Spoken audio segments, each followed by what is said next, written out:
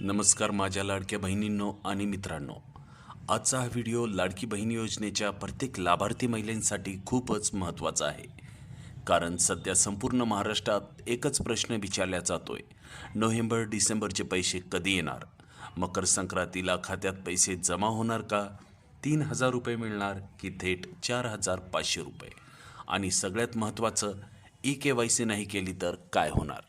जर तुम्हीही याच प्रश्नांची उत्तरे शोधत असाल तर हा व्हिडिओ शेवटपर्यंत नक्की पहा. कारण आज मी तुम्हाला आत्तापर्यंतची सर्वात स्पष्ट आणि खरी माहिती देणार आहे. त्यामुळे या चॅनलला सबस्क्राईब करा आणि व्हिडिओ आवडला तर व्हिडिओला लाईक करायला नक्कीच विसरू नका. लगेचच हा व्हिडिओ आपल्या मित्रजनांमध्ये शेअर पण करायला विसरू नका. चला तर मग आजचा हा व्हिडिओ आपण सुरू करूया. मित्रांनो, मुख्यमंत्री माझी लाडकी बहीण योजना ही महाराष्ट्र सरकारची महिलांसाठी सुरू केलेली सर्वात मोठी आर्थिक मदत योजना आहे. या योजनेअंतर्गत पात्र महिलांना दरमहा 1,500 रुपये थेट बँक खात्यात DBTद्वारे जमा केले जातात.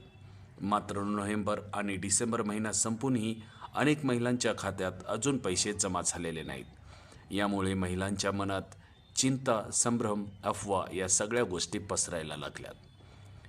सर्वप्रथम हे समजून घेऊया, हा विलंब मुद्दाम केलेला नाही. म्हणजेच हा हप्ता उशिरा का झाला? तर सर्वप्रथम हे समजून घेऊया की हा मुद्दाम उशीर झालेला नाही.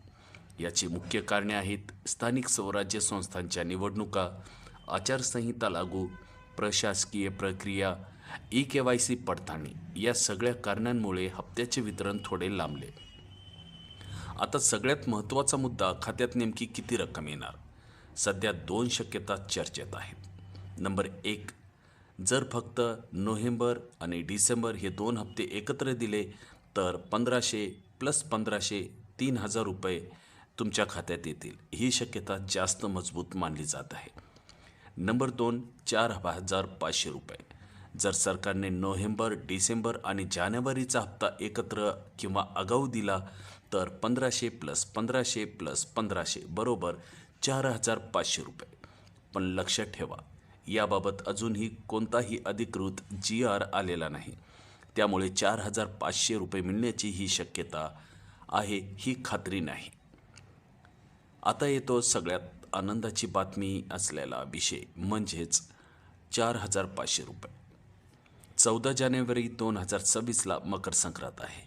या दिवशी किंवा याआधी महिलांच्या खात्यात हप्ता जमा होण्याची जास्त शक्यता आहे.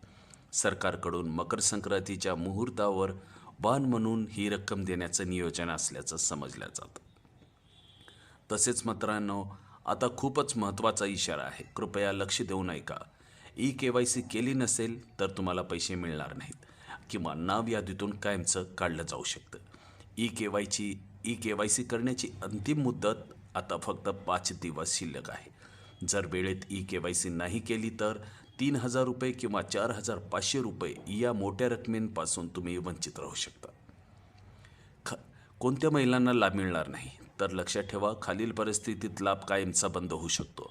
ई-के-वाय-सी अपूर्ण असणे, आधार बँक लिंक नसणे, DBT किंवा NPCI इनॅक्टिव्ह असणे, अर्जात चुकीची माहिती असणे, उत्पन्न किंवा पात्रता निकष पूर्ण न होणे. म्हणून आजच तपासणी करा. माझा स्पष्ट सल्ला आहे, महिलांची जबाबदारी काय असायची आणि काय करायचं यासाठी. नंबर 1, आजच तुमचा अर्ज स्टेटस तपासा, अप्रूव्ड आहे का पेंडिंग. नंबर 2, ई-के-वाय-सी पूर्ण आहे का खात्री करा. Number 3, bank, DBT, NPCI activate आहे का विचारा. नंबर 4, गरज असल्यास अंगणवाडी सेविका, सेतू केंद्र, CSC सेंटर इथे जाऊन त्वरित प्रोसेस पूर्ण करा.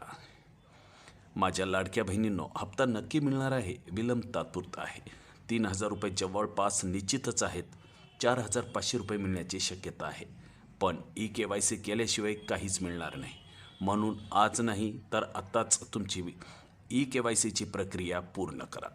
हा व्हिडिओ जर उपयोगी वाटला असेल तर व्हिडिओला लाईक करा, इतर बहिणींना शेअर करा, चॅनलला सबस्क्राईब करायला विसरू नका. आणि हो, तुमचा अर्ज स्टेटस अप्रूव्ड आहे की पेंडिंग हे तपासताना अडचण येत असेल तर कमेंटमध्ये नक्की सांगा.